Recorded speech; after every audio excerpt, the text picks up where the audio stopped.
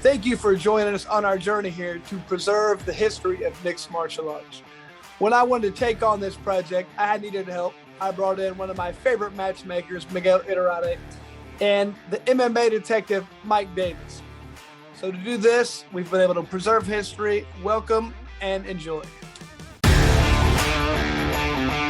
Okay, welcome back, fans. Thank you for joining. Thank you for liking and sharing, because I know you're going to. We don't even have to ask you to. I'm just thanking you in advance. Special guest today. Very happy with this one. This is fantastic. Not only one of the most notable UFC guys of our time, great comebacks, great fights, exciting style. I think dude took a couple bonuses away from me. I'm still not happy about that. But anyway, hey, this guy if you watch him on, just watch him, his Instagram the other day, this guy just cheated death, probably just being such a great athlete and in great shape, probably saved his life. Did some bare knuckle at the same time I did. Welcome, the one and only Chris Leben. How the hell you doing, my man? Look, glad to see you doing all right. Yeah, man, I'm among the land of the living, so you know what?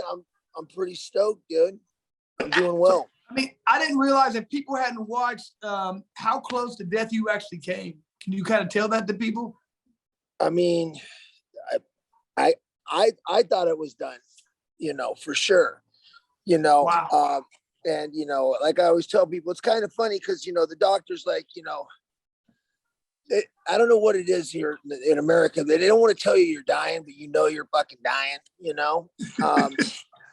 and then especially, when you go on that respirator, it's like innovator, whatever you want to call it. It's not good, bro. It's like you're coherent. You're not, like you're there. And it's like, all right, say goodbye. We're about to turn your brain off. Might not turn back on. So, it's a trip. Because I'm sure you guys know that the odds, they're far less than in your favor. I read different. It's like 80% or higher. It's about 80%. It's about 80% once you go on the respirator. It was, from what I understand, it was earlier. It was like 88, but now they've got it a little better. They figured out some things.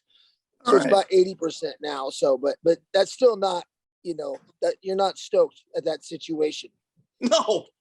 4 out of 5 are dying, Yeah. So it was a very, now you learn a lot. You learn a lot about yourself when you come that close. Even before that, you were just saying basically like for a day or maybe 2, you were just like struggling sitting there. I mean, it had to be a terrible feeling just be sitting there struggling, like not kind of gasping for breath for a couple of days, just not able. I mean, you had to be thinking, geez, you had to be exhausted just trying to live. Well, I mean, I know that there's God, there's so many people that have gone through it and made it or not made it, but gone through that suffering. And I'll be honest with you, man, it was exhausting. It was like fighting a choke for 2 days, like in and out of, just not being able to get air. Just, I can't talk. People could talk. I could hear them, but I couldn't. I could try to talk back, but then I couldn't breathe. All I could do was, they had this thing on me that, like, as soon as I'd open my mouth, would just pure oxygen. It's hard. That's like kind of the last thing before the respirator.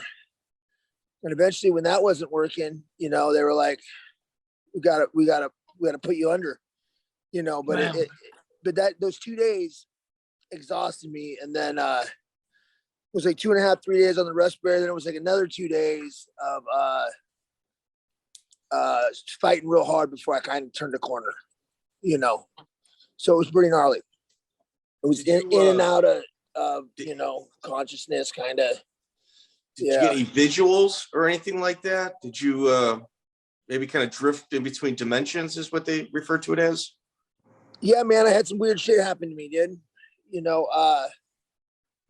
I mean, I could tell you guys the story, and well, the first one was, I think a lot of people, when it comes to God, I believe in a power outside of myself. I've never, Of course, I've read a lot of books on Buddhism. I always dug that shit, and, I've always kind of been open, whatever works for anybody kind of a thing, I'm in recovery, and my sponsor is like, first off, he's kind of an asshole. He's got a chip on his shoulder. You'd never know it, but this guy's like a fucking soldier for God, bro. He's like the holiest fucking person on the planet. And he's like, you know, he's fucking baptizing people. He's marrying people. And you know, he's saving souls, Chris. So I'm like, that's what he's doing. A fucking dude. I'm telling you, bro. Yeah. Anyways, one thing I realized is the power of prayer. That shit is real. And I'll tell you why. I'll tell you what happened. You know, they put me under, and they also had drugs in me, and so I was in paralysis. But I had some last things to talk about my kids, my child's trust that I hadn't taken care of. And so somehow I was like fighting my way. Like they figured out, they have you handcuffed and shackled to the bed so you don't pull the tubes out. They got it. Yeah, so you're secured, but they're shooting me up with fentanyl, you know, and then I forget what the other one is called, but they're getting me as, you know, they were giving me the maximum amount of fentanyl allowed, according to my, you know, and they figured out I was still able to write with my left hand. So they were putting paper under my left hand, and I was writing these coherent letters of what I needed to have taken care of. Like I remember them putting me under. I remember being under it. It was just black and dark. And it was almost like trying to swim my way up to the top of this void to try to reach into consciousness to write a little bit, you know, about what I needed to have happen with my child if I died. And, you know, it was just, I couldn't have done it for myself. It was, you know, for him. And then once I got that out, it was my old lady and my buddy was there. I said, call Tommy and tell him to say a prayer, you know?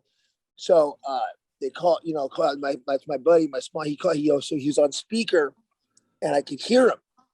Keep in mind, I'm supposed to be unconscious, but I wasn't. I was in paralysis, but I was in dark, you know, but I was still there. Yeah, it sucks, bro. Can you imagine that's horrible, man. And black, I couldn't see. I was in like a black void, but I could hear and I could write. And would you also go to sleep as well, or were you perpetually in that same state? You know, I was in and out. I'm not sure. I think this was like 2 days I came back and I was writing. But to me, it didn't feel like I was under for 3 days. It felt like less. So I must have like faded in and out. Ultimately, what happened is, you know, Tommy said this prayer. And at that point, I kind of let go. I had gotten what I needed to get out. You know, Chris knows, listen, man, you watched a lot of fights. I don't care who you are. You get hit enough times, you go like this, you know? And I that's just the way it is. You can only suffer so much. And I think the soul leaves the body, you know? And I think that's what happened. And that's what needed to happen. You know, I left it up to God at that point. He said that prayer and I left it up to God. I said, I'm going, you know, and let myself go. And then, according to my buddy who was there, he's like, you fell back. I thought you were dying right there. You just went limp. And then 15 minutes later, they were pulling the tube out and waking me up. So I don't know. Wow. Something changed immediately in my body in the readings. And then they decided to wake me up. And then the next 2 days were, you know, fighting for my life. And I had an out of body experience, which is pretty crazy. You know, I remember I fell asleep. I was floating above my body, but I could only get about like maybe 8 or 10 feet away from my body. So like, here's my body, here's the consciousness. I'm floating around, right? There was like a cord or something like connecting me to, like I couldn't get away, but I also couldn't get back in my body. Like I'm trying to get back in my body and I can't. I'm trying to get away and I can't. And I'm floating up in the corner of the room and the nurse comes in. She comes in with another nurse behind her and she goes, oh no, Chris. And I look, I kind of turned my awareness towards my body and they put a white sheet, you know, they covered me in a sheet, you know, like I'm dead, you know, and I'm like, fuck, dude. So now I'm floating next to my body. It's got this sheet over me. I started thinking about all those books because I'm totally conscious, right? So I started thinking about all these Buddhist books that I read. I'm like, fuck, man, I don't want to be reincarnated as a water buffalo or something if I wasn't that good. You know what I'm saying? Like I like the idea of karma and shit, you know. And then I was that like, head, you know, with that head of yours. I have all these friends, you know, and a lot of them are you know, they're Christian. You know what I mean? And I love their strength and their spirituality. And I've been to church maybe, I don't know, I can probably count it on one time. I was going to fucking church, right? And then I started thinking like, fuck, I can't get back in my body. I don't want to be a ghost and be floating around this hospital forever either, you know? So, you know, I said some fucking shit. I said, you know, Jesus Christ, you know, blah, blah, blah. And fucking next thing I know, I turn my head and I look and there's like 4 nurses over here. They're like scrambling, working on me. And then I lost consciousness again. So I don't know what happened. I popped back in my body. They were all doing something. Maybe to save me. I don't know. I don't know what happened. And then I went back out. And, you know, so what does that mean, man? I don't know. Fuck, you know, like we should all be grateful, man. Grateful to have you here. That's it. You know, it's just about gratitude. And for me, it's about maybe, you know, getting to know, building a relationship with my higher power, you know, and maybe a little bit of church, you know. I think for me, I did, you know, I'm at home, but I've been doing church online on Sundays the last couple of weeks, you know, and just appreciating life, you know, is what, you know, and celebrating and being grateful for my ability, the fact that I'm fucking here, man, you know. And if that's what the man upstairs had to do to get me to pay attention, it fucking worked. You know what I'm saying? Like, man. I mean, people can take whatever they want, you know, from that. Like, that's my experience of what happened to me. I know it sounds fucking crazy, but that's what happened. You know, I'm just telling you. You just gotta hope that I mean, I would think you just appreciating everything that's happening every day right now, but you just gotta hope that feeling stays. You know what I mean? And you don't, like, in 2 years you're kind of like, oh yeah, get back to being busy. You gotta take a break and be like, just appreciate everything. Hopefully that stays. You know what I mean? I mean, it's easy to get right back in the grind and just doing what you do, but hopefully you never forget what happened. You know what I mean? And always think, man, I'm so appreciative for this.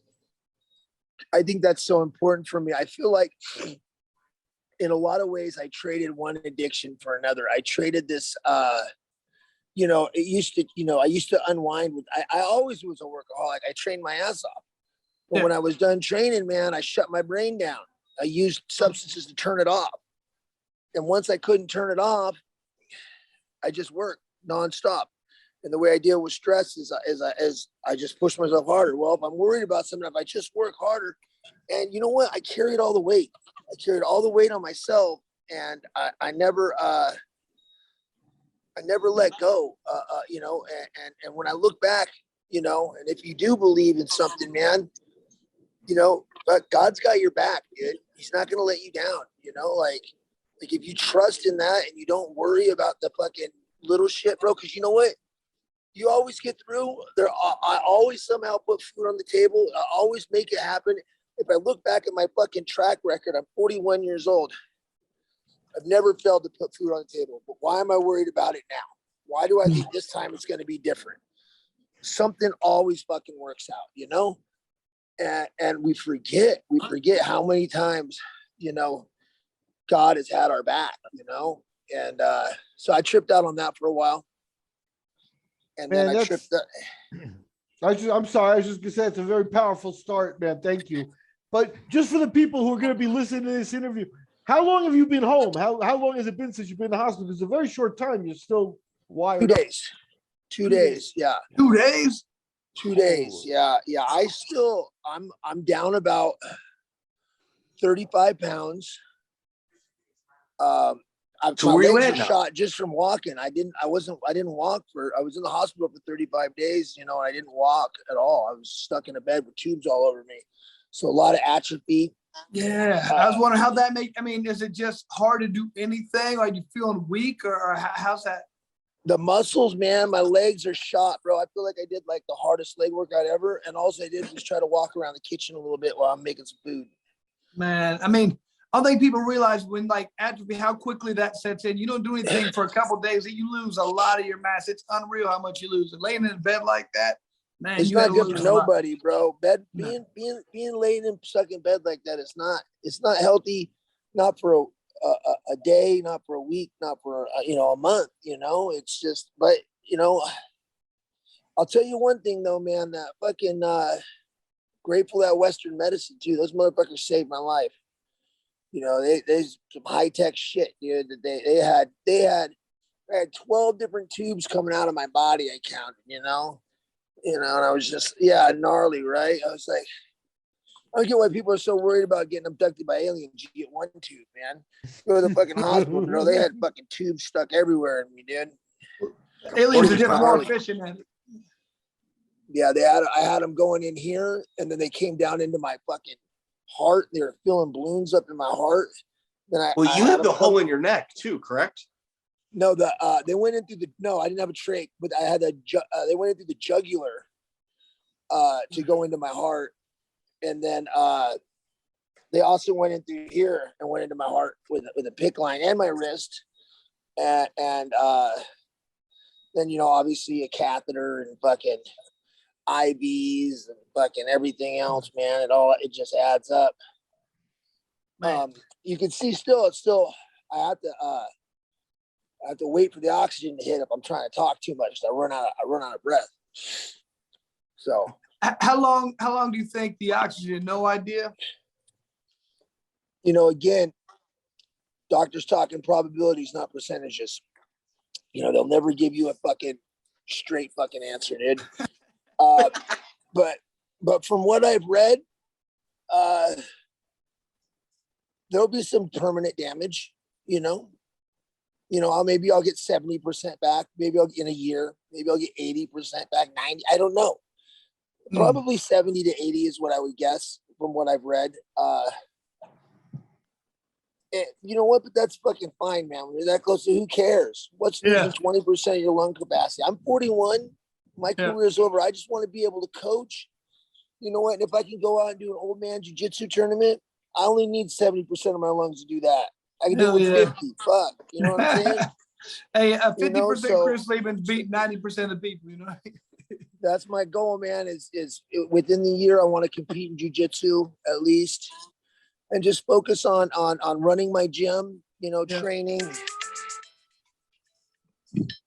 So I recently opened a new gym, and that kind of probably part of what the catalyst to how this happened is I was carrying it all on my back. Yeah. Turns out shit's been running great while I've been in the hospital. Turns out I'm fucking one spoke in the whole wheel, and I thought I was the whole fucking thing. Pretty cocky, I thought, but everybody's doing their job and it's going well. So now, I mean, on a different note, real quick, I've done something a few times and it hasn't been for lung problems, but have you ever thought about getting like a hyperbaric chamber? I know that's supposed to really help heal and get different oxygen to different parts of the body. I heard about that actually, because a couple people wrote me about that. I have never done it, but I'm going to. There's some places in San Diego. So as soon as my oxygen gets low enough that I can travel, I'm going to go do that. I recommend it highly. I've done it when I've had injuries and they're like, it's going to take 4 months to heal. And I healed in like 2. So I think it really helps out. That's my one recommendation. I think you should try. I will absolutely. Good. I'll try that and I'll let you know how it goes, man, because, the literature, the ARDS, there is one, there's no treatment when you're in the hospital. All they're doing is trying to keep you alive long enough for your body to heal itself. Really? Wow. Yeah, it's like when you smash your knee, man. There's nothing you can do. You just got to put ice on it till the swelling goes down. When your lungs swell up like that, and all and you can't get air, there's nothing they can do but just keep you alive until your body heals. They heal. That makes sense. So it felt like you were drowning then. Am I correct? Yeah. That's fun. All right. So, Chris, you said you're in recovery. Miguel and I also are in that same boat as yourself. Nice. When you were out doing crazy stuff, did you ever eat like mushrooms or anything like that? Did it all, man. I've done it all. Yeah. Was all that the similar? DMT, all the fucking, acid, mushrooms, fucking weird fucking chemical psychedelics. I've done them all. Was it similar? No. Really? No, not at all. Not at all. The drug-induced coma was horrible because it was dark. It was black. And I was paralyzed. And it was an opiate, It was opioids. And I don't know if you ever fucked with opioids, but when you're that deep, you're in that darkness, bro. You're just gross. lost in the void. And it was like it really made me think it's too bad in this country because I mean we whenever people are dying and we dope them up so much, and it's like maybe that's not needed, the last couple hours with their family. Like that's one thing that really drove me nuts. It's like I wanted to be conscious. Yeah. If I was gonna die, I wanted those last couple minutes, Of course. And I think in a lot of hospitals we take that away from people. I mean, don't get me wrong. I don't want anybody to suffer. Make them comfortable, but not. I mean, now obviously I was an extreme case. They were paralyzing me with drugs. But I think a lot of people I've seen that pass, they really overdo it. I don't know if that's a good idea. But then also the second experience that I told you about was there was no haziness. There was no weird feeling in my body. There was no disattachment from reality in any way. It was very, very, very, very fucking real. It was like I'm sitting here talking to you real. Like I wasn't high. I was fucking clear, no dimensions or anything like that, huh? No dimensions. No, and I've had some weird shit like I believe in multiple dimensions and some weird shit like that too that are overlapping. Obviously that's the leading theory in science today. String theory, and we have all these overlap. Sure, different vibrations and all that shit. That's great, and I believe that beings can live on all sorts of fucking vibrations and levels. But check it out. I live here on this one, man. And you know what I mean? Like, and I already did that shit. Like for me, I feel like in some cases people use psychedelics and they can be like a springboard to get them. I don't want that, man. I want to be present. And I want to be, I think part of evolving and growing as a human being is, being comfortable with where you're at, and being able to be there for humanity and your fucking kids and your family, and my experience too was very present. I guess that's the biggest difference that I could, that's the word I would pin on it. What about regret? Did you have regret when you were there? Not in the way that you would think. I spent a lot of time thinking, especially before I went under, because I couldn't talk, about life in general. And, it's like everybody tells you, man, it's not how hard you hustled. It's not what kind of car you were driving, what blew me away was the support of my friends and family that came around.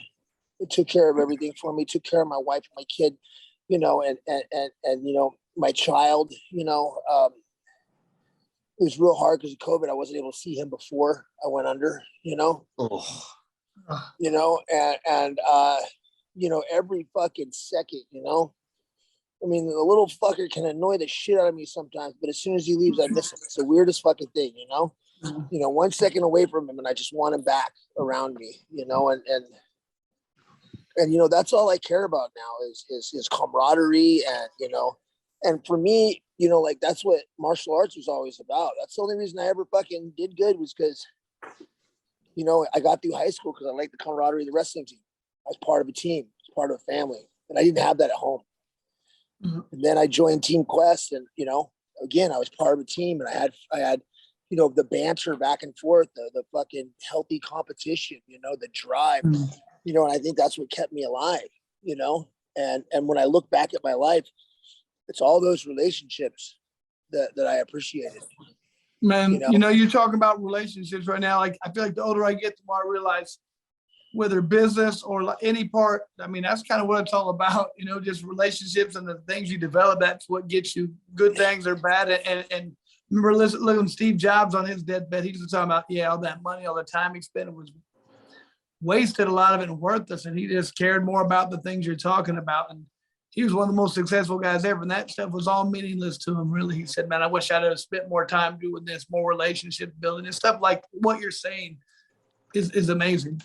You know, and it's funny because, and I think particularly out here in California, there's one thing that I've never really, but I've been sucked into is this, it's like this hustle culture, you know. Now you got like this fucking David Goggins and you got this fucking Gary Vaynerchuk, you know, and it's like, you know, what if, you know, Jocko Wilkins, what if you set your alarm fucking half an hour earlier, got up, read a book, fucking did some kettlebell lifts, then fucking went surfing before you hit your fucking jujitsu, then you're going to pound your protein shake, run 6 miles, then I'm going to go out and crush it and make 10 business calls before 10 o'clock. That's not living, bro. That's not living life. Like this little bit of fucking coffee I'm drinking right here is fucking so good to me. You know, I'm like enjoying it. And when you do, like, don't get me wrong, work, but manage your time. And then because I see these people, and this is what I was doing. What happened is I was trying to do that, and I was sleeping 3.5, 4 hours a night, and I was fucking spinning in circles, man, and getting nothing fucking done. You know, in all reality, everything. I was trying to do too much. There was too much on my plate, and everything was suffering because of it. Because that's me to a T, man. I always tell people I'm pathetic, man. I used to think it was like the situation, but it's me, man. No matter what, when I have a second, I fill it with 3 things, and I'm like, I don't know if I'm doing anything well, but about 10 things half-assed, and it sucks. I just like doing so much. You know what I mean? I'm just like, I got too many irons in the fire. I do so much shit. I don't know. It's my wife gets so mad. What's wrong with me? I just can't stop trying to do those things I love, and I can't pick them. You know what I mean? I'm pathetic. It is hard because I'm the same way, and that's what I realized I have to change. Is I've got to say no sometimes, because it's a bounce, so that I can be present and I can give 100%. When I'm with my family, I need to give 100% to my family. When I'm at the gym, I need to give 100% at the gym. You know what I mean? When I'm doing whatever it is I'm doing, when I'm reffing, I need to be giving 100% to that. I can't be worrying about fucking making calls when I'm driving up to fucking do a reffing event in LA and where my fucking wife and kid are going, and then going to meet them. And, you know, it's just like, you gotta tap the brakes every once in a while. I feel like the more I do like that, I just feel like next thing I know, a year goes by, and then 2 years, I'm like, I'm making myself so busy, life goes too fast, and I don't get to enjoy it. I know what you mean, man. There you go.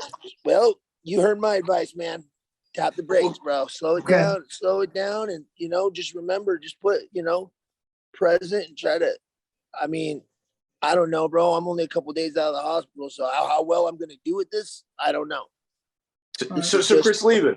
So yes. In essence, I think the biggest thing that you're going to have to deal with later on in life is you're not a retirement guy. You're a worker. You put the work in, you know, like whatever it is that you can't naturally get to, your hard work brings you to the level that you need to be at. Chris Lytle is the same way, Miguel and myself. I don't think any of us in this conversation are capable of one day going, yeah, I'm just going to go sit on the beach and watch the sunset for the rest of my life until I die. It's not in our blood. It's just you know, prioritizing. Yes, it's prioritized. You know, yeah, exactly. You know, trust me. I got a lot of work, man. I got a lot of stuff I still got to do. I made a lot of calls today, and I love it, you know, and I do. But you know, after I'm done with you guys, I'm turning my phone off and I'm making fucking dinner for the family. My man, there you go. See, that's the thing. I just got to start prioritizing like that. Like, make time no matter what. Like, if you prioritize your stuff, and you're going to find time to do the things you really want and make it happen. And shut everything else out, it'll still be there. Don't worry about it. That's it, man. You know, like my phone is going to continue to go off all fucking night. It doesn't matter if I look at it or not. You know what I mean? You know, and I can let it wind me up. Or you know what? But I'm done after I'm doing this with you guys, and then my day is done. You know. Miguel, you're muted. Miguel, we can't. I'm sorry. Can you hear me now? Yeah. Yes. I was just gonna say we could continue in this vein, which is great, No.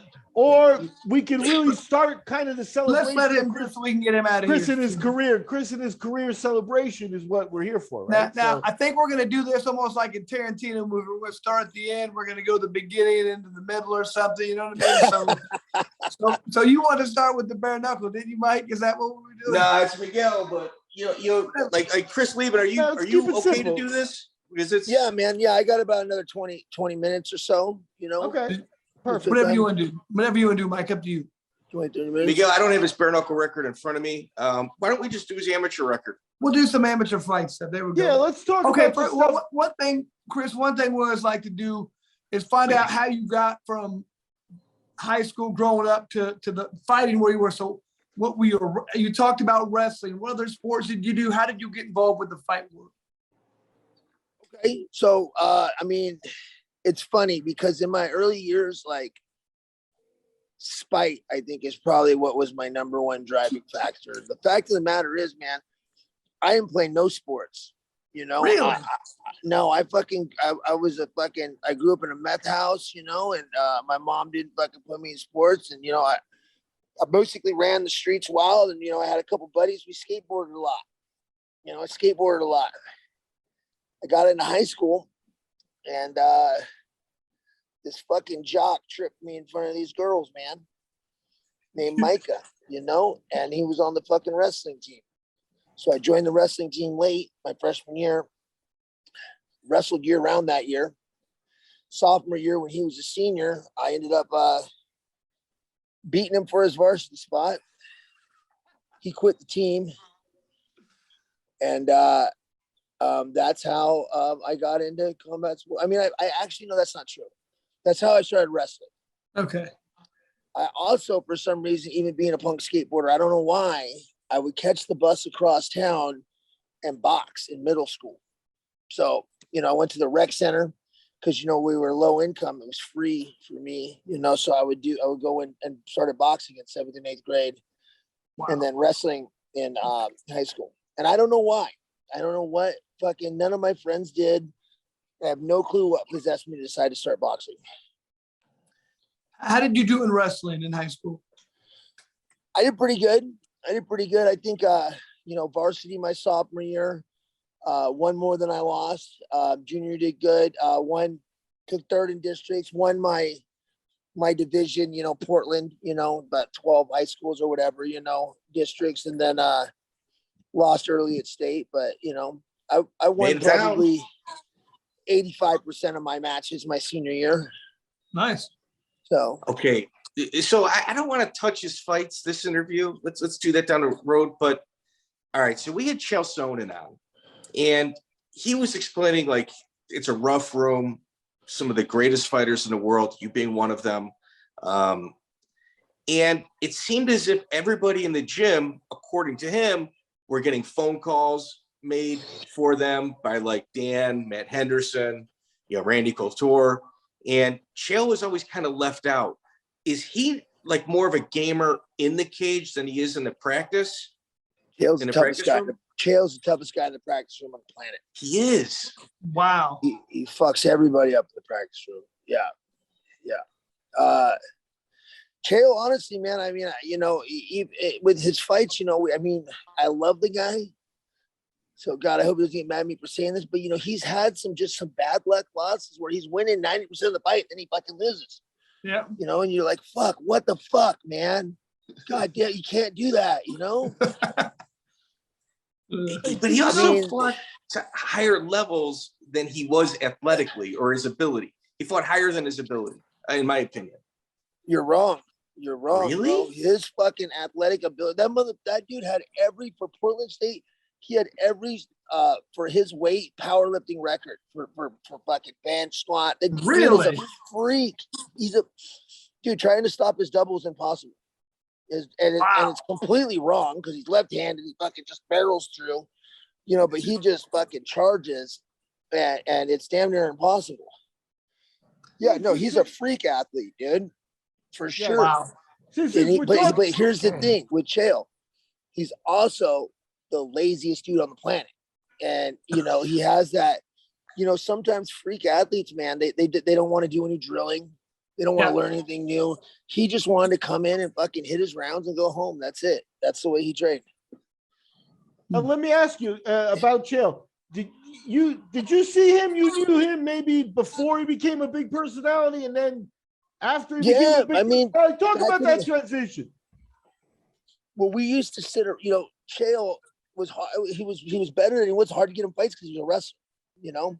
Everyone wants to see strikers back in the day. And we fought on several of the same. I remember fighting when he fought Babalu on the Paul Herrera's Hitman show, before it was even legal to fight. It was the movie script show. We had to say we were making a fucking movie, and I remember, Chael and I used to always sit and we talk about what we were going to say afterward. He got a lot better at it than me, but we always kind of rehearse what our what our lines are going to be, and and then he really became a black belt at talking shit. He really developed best in the world. But if you watch him, he developed those, like anything, he developed those skills over time. He really did. He really did. Douglas Crosby helped him quite a bit too.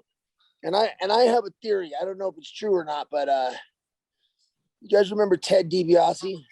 Oh yeah, come on, bro. $1 Million Man.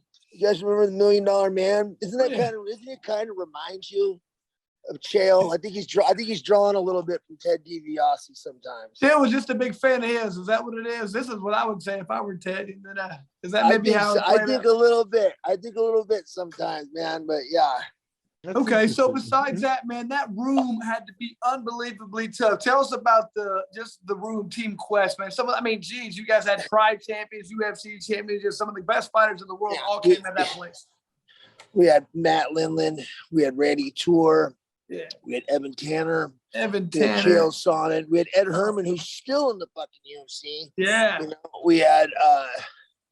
We had me, we had Ryan Schultz, Dan Henderson, Sokaju coming up, all the guys Dan would bring up from the South, then people coming and go, at that time, there's always somewhere in the country there's a super gym.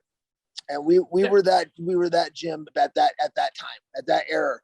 And if you weren't one of the core group, we had guys coming over from Japan. We had people coming over everywhere, so it was a push.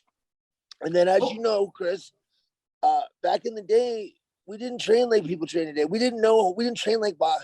It was a room. Sorry, I breathed. It was a room full of wrestlers trying to run an MMA practice like a fucking wrestling practice. You cannot run an MMA practice like a wrestling practice. Just hard the whole time. Hard, probably. Because you go hard when you wrestle. Yeah. Every day you go hard. And so that's what we did. Yep. And yeah, man, it was I wish I could get a hold of some of the old videos of that practice room. There's some good stuff. How was this sparring? Obviously, I feel like you handled yourself well. Who was it? Somebody, I can't remember. Might have been Chael. I was listening to somebody today who said he probably could count the number of rounds he saw Dan Henderson win on one hand. He didn't do great in the room, but he obviously dominated when he fought. But, how did you do in there? Were you handling your own? It had to be such a tough room, just sparring and everything. Oh, Dan beat the shit out of me twice. The first time I sparred Dan, I had fought on Saturday night for Chael Show, FCFF, and I got loaded. And I told Dan I was going to kick his ass come Monday, That motherfucker broke my nose, both my eyes were swollen shut, in a 5-minute round, beat me up so bad, and I wouldn't stop fighting him. That after the 5-minute round, Randy stopped the whole practice, circled everybody up, and he started just talking like, listen, if you're the baddest motherfucker in the room, you don't got to beat up a kid to show him your tough. And if you think you're some tough fucking kid, you don't need to be trying to go against the toughest guy. He was obviously talking to the two of us, but he was talking to the whole room. You know what I'm saying? Mm-hmm. Yeah. Papa So Randy. that was one time. And actually it happened again. He broke my sternum another time. He fucking stuck his knee and just fucking drove his knee right into my sternum from guard.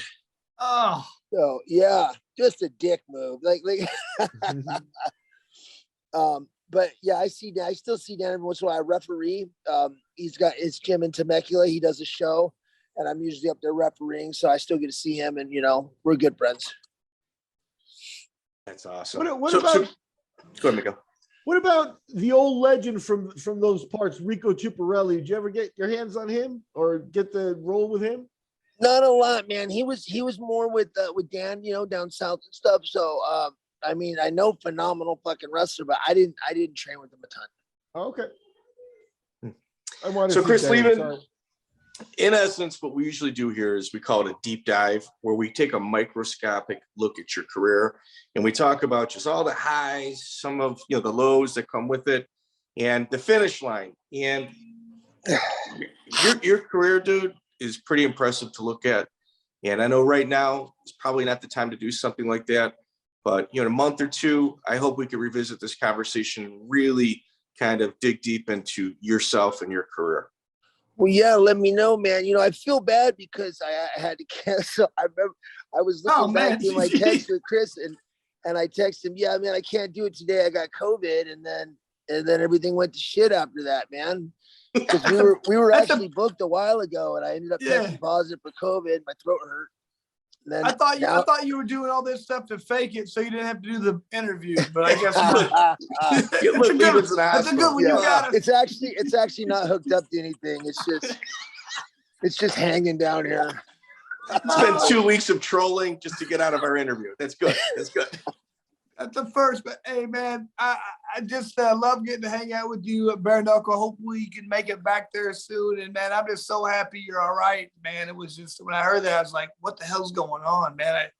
I usually always, I'm ignorant, and I always say, man, it's hurting unhealthy people, man. I mean, you're healthy, you know what I mean? So it just threw me off. I was like, he's too big and strong to go through, so my ignorance, I don't know. I didn't get it. And I'm the same way, man. I got COVID back in July, and it rolled right off my back, so I was like, well, fuck, I'm not getting vaccinated now because fucking me too.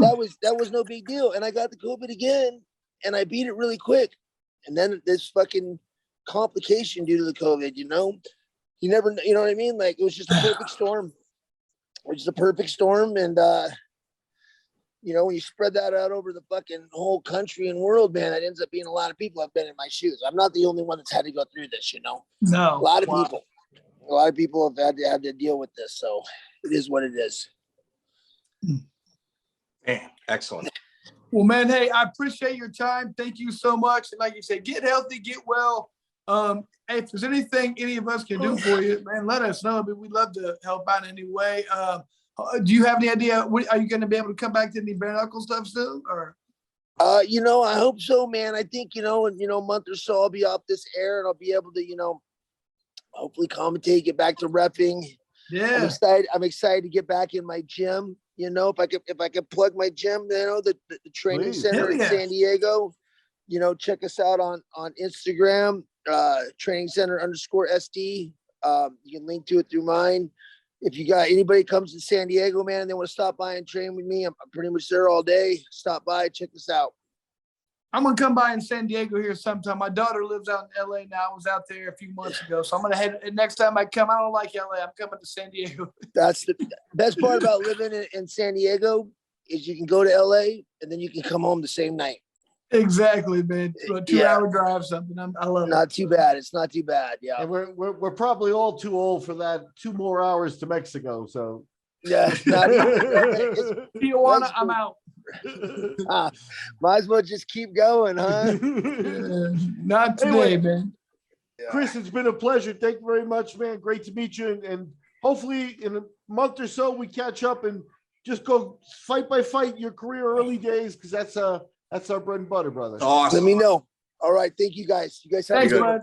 Talk See to you later. Bye. Check out the full interview on iTunes, Spotify, and all major podcast platforms.